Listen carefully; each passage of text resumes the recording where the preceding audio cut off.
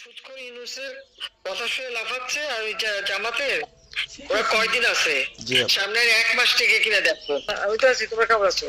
জি আপা, আলহামদুলিল্লাহ। আপা আমার চিনছেন? আমি ছাত্রলীগের যুগ্ম আহ্বায়ক, গোপালগঞ্জ সদরে আপা।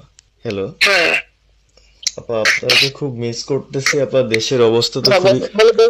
আপা, দেশের অবস্থা তো খুবই খারাপ আপা।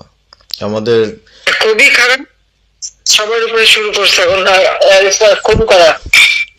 আপা, আর ওই যে আজকে গতকালকে রাতে তো আপনার পার্টি অফিস থেকে 6 জনকে গ্রেপ্তার করছে, মানে গোপালগঞ্জের পার্টি অফিস থেকে আপা।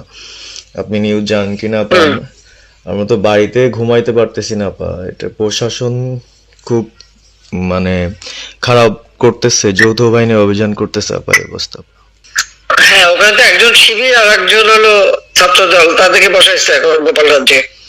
জি আপা, এটা আসলে গোপালগঞ্জের এখন আপা আমার আমার আসলে আপনার সাথে অনেকদিন ধরে কথা বলার ইচ্ছা ছিল, বাট আপনি ধরছেন, অনেক ধন্যবাদ আপা। আর আমাদের গোপালগঞ্জে একটা দিক নির্দেশনা দিবে এরকমের একজনকে একটু সেট করলে আমাদের জন্য ভালো হয়। আর দ্বিতীয়ত তাহলে সারা বাংলাদেশের নেতাকর্মীরা হয়তো বা নামতে পারতো। হ্যাঁ, একজনের নাম বলবা, সাথে সাথে তাদের একটা মামলা দেবে এবং গ্রেপ্তার করে দেবে।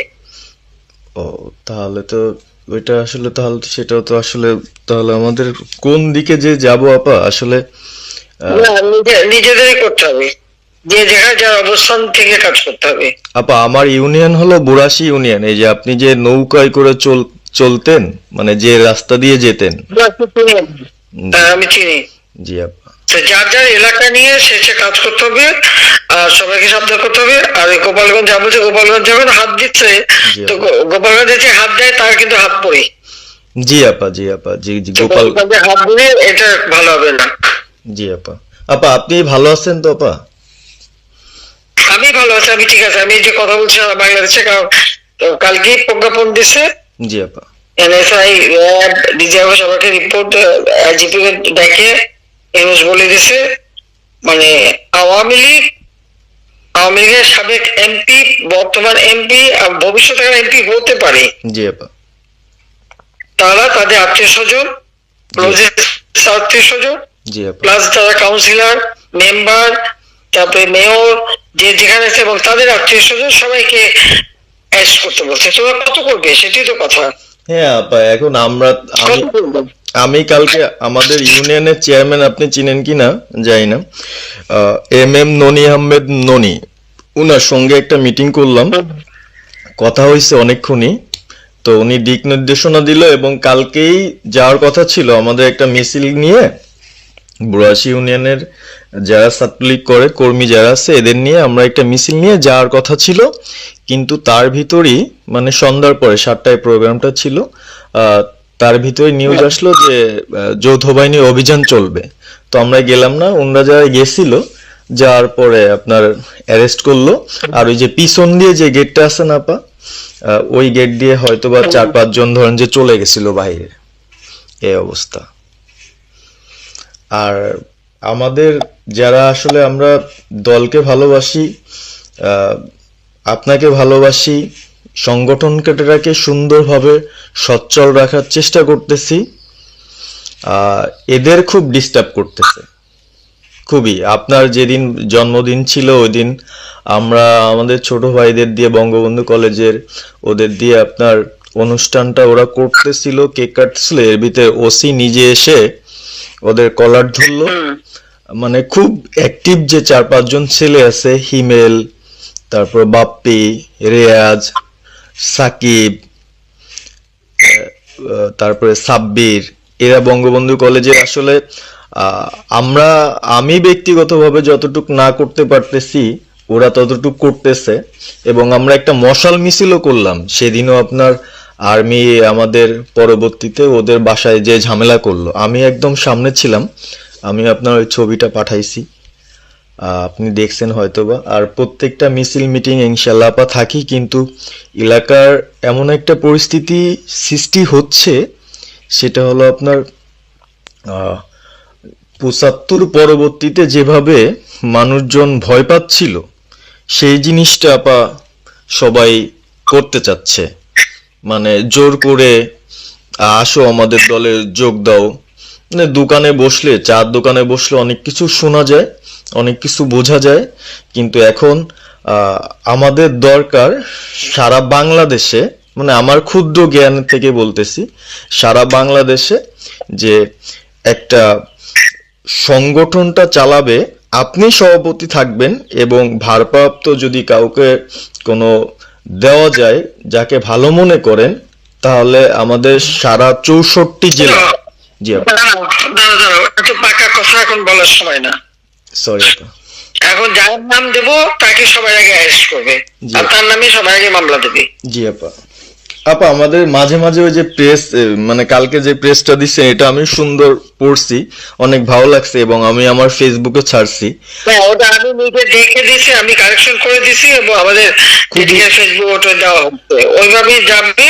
আর আমাদের কয়েকজন নেতা ঠিক করে দিছি, তারা বিভিন্ন ইস্যুতে একটা করে স্টেটমেন্ট দেবে। জি আপা।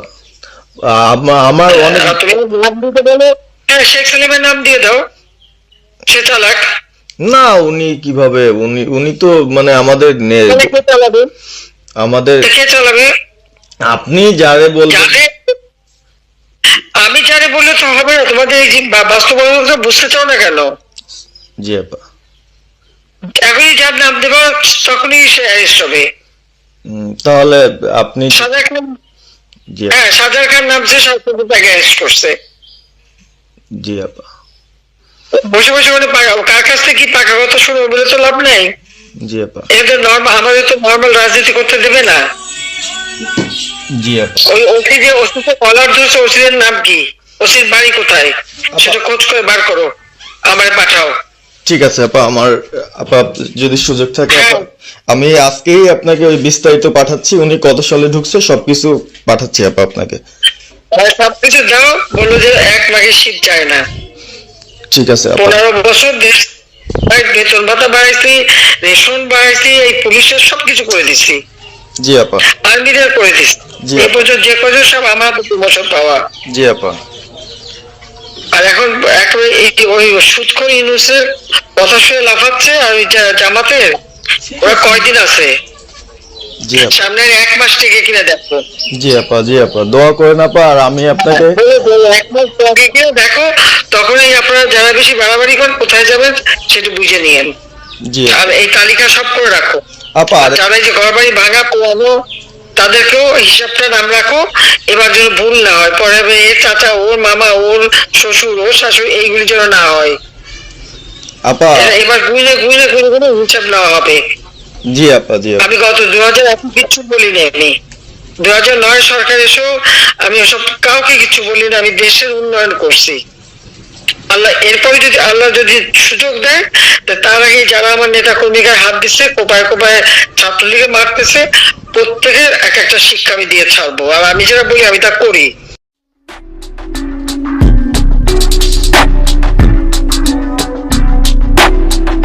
উপদেষ্টা এবং সমন্বয়কারী সবকটার বিচার বাংলা মাটিতে হবে। আজকেও তুমি জানো আমাদের মোহাম্মদ হোসেন নায়ের বাড়িতে আগুন, এইগুলি সে করে বেড়াচ্ছে এবং সমস্ত এই ইচ্ছা মতো। আমরা তোমাদের যে দেশে আছো সেই দেশে, ডেনমার্ক আমেরিকা সবাই এখানে আছি আপা, ডেনমার্ক আমেরিকা সবাই আছেন আপা। আপনি এখন আমাদের কিছু নির্দেশনা দেন, আমরা প্রবাসে থেকে কি করতে পারি, এবং বাংলাদেশে আমাদের যে ফ্যামিলি আছে, আত্মীয় স্বজন আছে, আমাদের যে বিভিন্ন দলের নেতৃবৃন্দরা আছে, আমরা কিন্তু অর্থনৈতিক থেকে বিভিন্ন ভাবে সহযোগিতা করতেছি, যার যেভাবে পারি আমরা।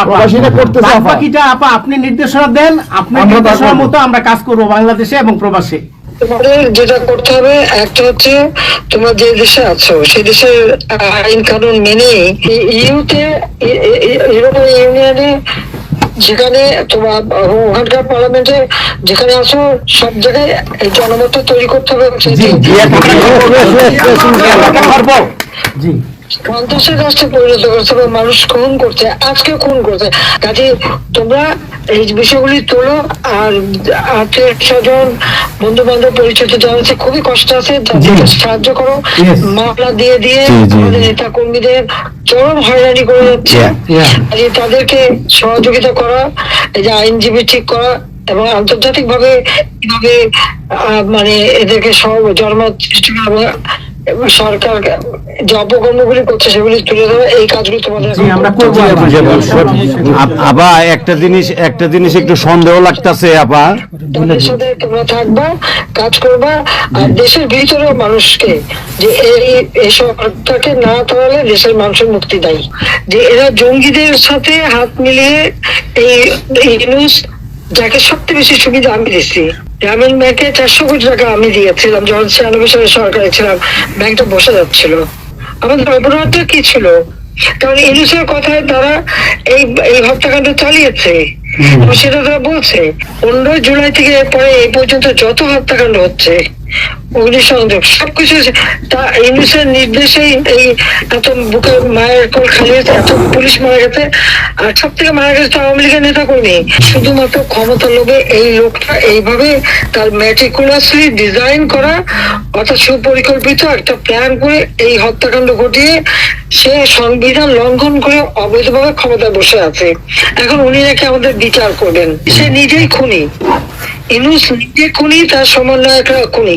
শেয়ার মার্কেটে টাকা উধাও, ব্যাংকে টাকা নাই, ব্যাংকের টাকা উধাও, গেল কোথায়? ইউনুস, তার কোনো সাংবিধানিক ভিত্তি নাই, সে অসাংবিধানিক ভাবে অবৈধভাবে ক্ষমতা দখল করছে। ইনশাল্লাহ তার বিচার ওই সংবিধান মোতাবেকই হবে এবং তার ওই চালা চামুন্ডার যে কোনো সাথে আছে আর উপদেষ্টা এবং সমন্বয়কারী সবকটার বিচার বাংলা মাটিতে হবে। প্লিজ আপা বলেন আপা।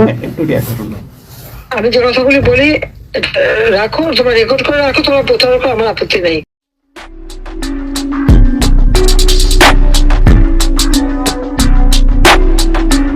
আমি জানি আমাদের সবাই খুব কষ্ট আছে, তারপরেও এই পরিবারগুলি, এই বাচ্চাগুলি এবং আরো তো বহু পুলিশ মারা গেছে, তাদের সকলের খোঁজ নেওয়া এবং যখন আমি দেশে ফিরতে পারবো ইনশাল্লাহ প্রত্যেকটা পরিবারের যা যা লাগে সব সহায়তা আমি দেব আর হত্যাকারীদের বিচারও করবো।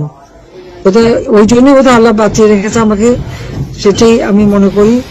তাকে আমি এটুকু তাদেরকে কথা দিতে পারি যে এই ধরনের অপরাধে যারা জড়িত, ষড়যন্ত্রের সাথে জড়িত এবং এখন পর্যন্ত দেশকে যারা জঙ্গির দেশে পরিণত করে একের পর এক মানবাধিকার লঙ্ঘন করে যাচ্ছে, তাদের বিচার বাংলা মাটিতে হবে। এবং আগামীকালের যে হরতাল এবং আন্দোলন, সেটাকে সফল করবার জন্য আমি আহ্বান জানাচ্ছি সবাইকে যে এদের বিরুদ্ধে সকলকে এখন সংগ্রাম করতে হবে, যাতে দেশটা এই রাহমুক্ত হতে পারে, বিচারহীনতার কালচার থেকে বেরোয় আসতে পারে, মানবাধিকার লঙ্ঘনের যে পদে পদে ঘটনা ঘটছে তার থেকে মানুষকে যেন মুক্তি দেওয়া যেতে পারে, দেশের মানুষের শান্তি আসবে, নিরাপদে তারা চলতে পারবে, সেই ব্যবস্থাটাই করতে হবে।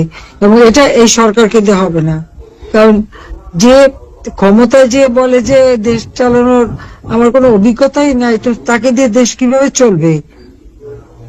যে মানুষ হত্যা করলে আর মানবাধিকার লঙ্ঘন করলে তাদের শাস্তি দেয় না, বিচার করে না, সে মানুষের কি কল্যাণ করবে, মানুষের কি মঙ্গল করবে? সব ভুয়া মিথ্যা কথা বলে বেড়াবে আর অপরাধীদের নিয়ে দেশটাকে ধ্বংস করবে। কাজে আমি সকলকেই বলবো যে এই অন্যায় প্রতিবাদ করতে হবে এবং এই রাহুর হাত থেকে দেশটাকে মুক্ত করতে হবে, এই জঙ্গি ইউনুসের হাত থেকে দেশটাকে মুক্ত করতে হবে। বাংলাদেশের জঙ্গিবাদ চলবে না, এইভাবে মানুষ হত্যা, পিটিয়ে হত্যা, এই জঘন্য ঘটনা যারা ঘটিয়েছে তাদের আমি তীব্র ভাষায় নিন্দা জানাই।